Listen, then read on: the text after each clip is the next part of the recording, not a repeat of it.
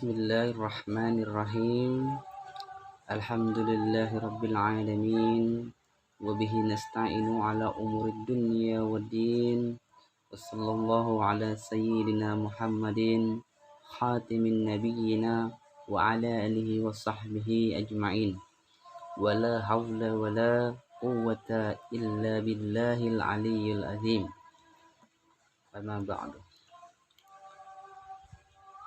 Puji syukur kita panjatkan kehadirat Allah yang Maha Pengasih lagi Maha Penyayang. Segala puji bagi Allah, Tuhan semesta alam. Hanya kepadanya lah kita memohon pertolongan atas beberapa urusan dunia dan agama.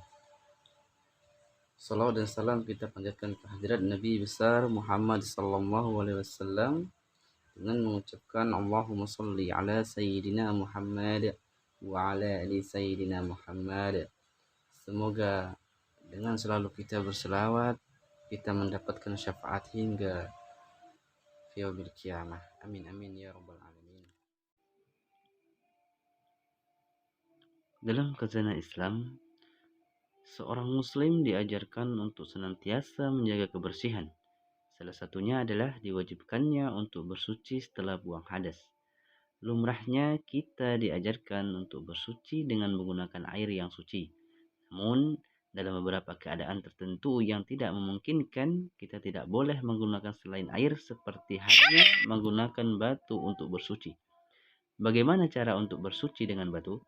Dijelaskan dalam kitab Safinatun Najah, ada beberapa syarat penggunaan batu untuk bersuci, baik dari hadas kecil maupun hadas besar.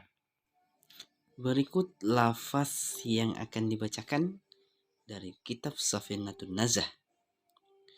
Surutu iza'il hazari samaniyah an yakuna bisalasati ahzarin wa an yunaqqal mahallu wa an la yajifan najisu wa la yantaqila wa la yatra'a alaihi ajaru wa la yusibahu ma'un wa an takunal ahjaru tahiratan. Jadi dinukil dari kitab Safinatun Najah tersebut ada 8 syarat bersuci menggunakan batu, yaitu yang pertama menggunakan 3 batu atau 3 buah sisi dari batu. Penggunaan 3 sisi batu atau 3 buah batu adalah sebuah keharusan. Meskipun hanya dengan 1 batu atau 1 sisi saja sudah bisa menghilangkan najis. Namun harus tetap diulangi dengan batas minimal 3 sisi batu atau 3 buah batu. Dan yang kedua, batunya dapat membersihkan tempat keluarnya najis. Hal ini jelas keharusannya, sebab tujuan dari istinja sendiri adalah untuk menghilangkan najis tersebut. Batasan syarat ini adalah sampai benar-benar bisa dipastikan bahwa najis yang dibersihkan tak lagi tersisa pada tempat keluarnya najis, kecuali hanya sekedar bekasnya saja yang tidak bisa dihilangkan selain dengan air. Dan yang ketiga, najisnya belum kering. Ini yang perlu diperhatikan. Boleh beristinja dengan batu saja, namun hal ini harus dilaksanakan dengan cepat setelah selesai buang hadas. Sebab jika najis sudah mengering, maka tidak bisa hanya dengan menggunakan batu saja.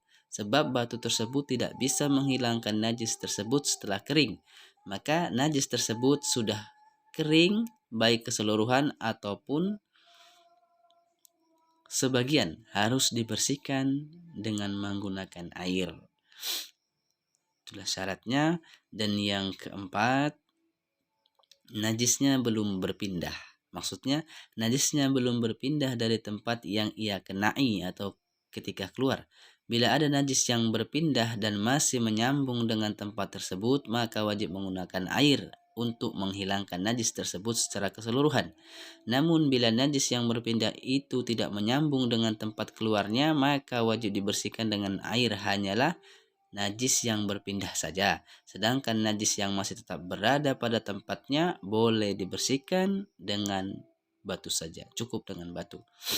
Dan yang kelima, najisnya tidak terkena barang najis yang lain sebelum berstinja dengan menggunakan batu, maka pastikan najisnya tidak terkena sesuatu yang lain, terutama barang najis yang lain. Jika hanya terkena barang suci yang kering seperti batu kerikil atau air keringat, maka tidak mengapa.